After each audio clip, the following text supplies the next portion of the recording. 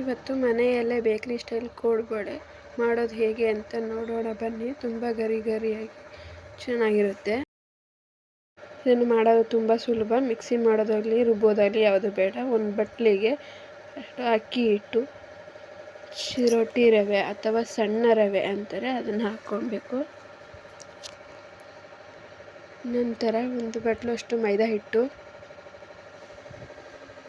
ರುಚಿಗೆ ತಕ್ಕಷ್ಟು ಉಪ್ಪು ಬೇಕಾದರೆ ಹಾಕ್ಕೊಳ್ಳಿ. ಮತ್ತು ಖಾರದ ಪುಡಿ,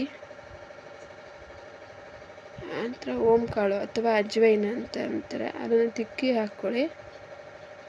ನಂತರ ಎಲ್ಲನೂ ಕ್ಲೀನಾಗಿ ಮಿಕ್ಸ್ ಮಾಡ್ಕೊಳ್ಳಿ. ಮಿಕ್ಸ್ ಮಾಡಿದಾದ ನಂತರ ಬಿಸಿಯಾದ ಎಣ್ಣೆಯನ್ನು ಹಾಕ್ಕೊಂಡು ಸ್ಪೂನಿನ ಸಹಾಯದಿಂದ ಮಿಕ್ಸ್ ಮಾಡ್ಕೊಳ್ಳಿ. ಆನಂತರ ಕೈಯಿಂದ ಕ್ಲೀನಾಗಿ ಎಲ್ಲ ಪದಾರ್ಥ ಹೊಂದ್ಕೊಳ್ಳೋ ಹಾಗೆ ಕೈಯಿಂದ ಮಿಕ್ಸ್ ಮಾಡ್ಕೊಳ್ಳಿ. ಮಿಕ್ಸ್ ಮಾಡ್ಕೊಂಡ ನಂತರ ಕೈಯಲ್ಲಿ ಹಿಡಿದ್ರೆ ಉಂಡೆ ಕಟ್ಟುವ ಹದಕ್ಕೆ ಬರಬೇಕು. ಈಗ ಹಿಟ್ಟು ರೆಡಿಯಾಗಿದೆ. ಸ್ವಲ್ಪ ಸ್ವಲ್ಪನೇ ನೀರು ಹಾಕ್ಕೊಳ್ತಾ ಕಲಿಸ್ಕೊಳ್ಬೇಕು. ನೋಡಿ, ಈ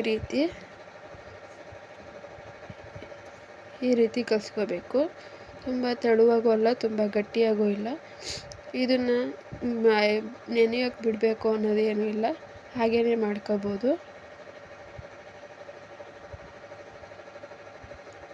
ನೋಡಿ, ಈ ರೀತಿ ರೆಡಿ ಮಾಡಿ ಇಟ್ಕೊಳ್ರಿ. ಈಗ ಹಿಟ್ಟು ರೆಡಿಯಾಗಿದೆ. ನಂತರ ಒಂದು ಮಣೆ ತಗೊಂಡು ಒಂದು ಮಣೆ ಮೇಲೆ ಒಂದು ಸ್ವಲ್ಪ ಹಿಟ್ಟು ತಗೊಂಡು ನಿಮಗೆ ಯಾವ ಸೈಜಿಗೆ ಬೇಕು, ತೆಳ್ಳಗೆ ಮಾಡೋದಾದರೆ ತೆಳ್ಳು ಮಾಡ್ಕೊಂಡು, ದಪ್ಪ ಮಾಡೋದಾದ್ರೆ ಮಾಡಿಕೊಂಡು ನೋಡಿ ಈ ಥರ ಮಾಡ್ಕೊಳ್ಳಿ.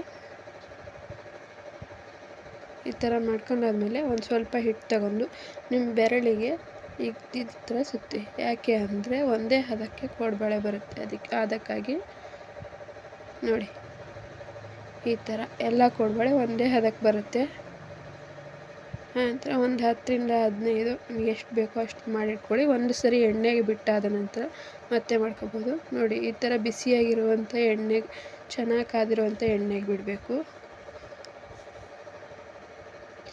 ನೋಡಿ, ಈ ಥರ ನೊರೆ ಬರುತ್ತೆ. ನೊರೆ ಬಂದಾದ ಕ್ಷಣಕ್ಕೆ ಅದು ಬ್ರೌನ್ ಕಲರ್ ಆಗುತ್ತೆ. ಚೆನ್ನಾಗಿ ಬೆಂದಾದ್ಮೇಲೆ ಬ್ರೌನ್ ಕಲರ್ ಆಯಿತು ಅಂದ ಕ್ಷಣಕ್ಕೆ ನೊರೆ ಎಲ್ಲ ನಿಂತೋದ್ಮೇಲೆ ನೀವು ಒಂದು ಪ್ಲೇಟಿಗೆ ತಗೊಂಡು ಪ್ಲೇಟಿಗೆ ಹಾಕ್ಕೊಳ್ಳಿ. ನೋಡಿ, ಎಷ್ಟು ರುಚಿಕರವಾದ ಗರಿ ಗರಿಯಾದ ಬೇಕರಿ ಸ್ಟೈಲ್ ಕೋಡುಬಳೆ ರೆಡಿಯಾಗಿ. ಈ ವಿಡಿಯೋ ಇಷ್ಟ ಆಗಿದ್ರೆ please like, share and subscribe ಮಾಡಿ. Thank you for watching.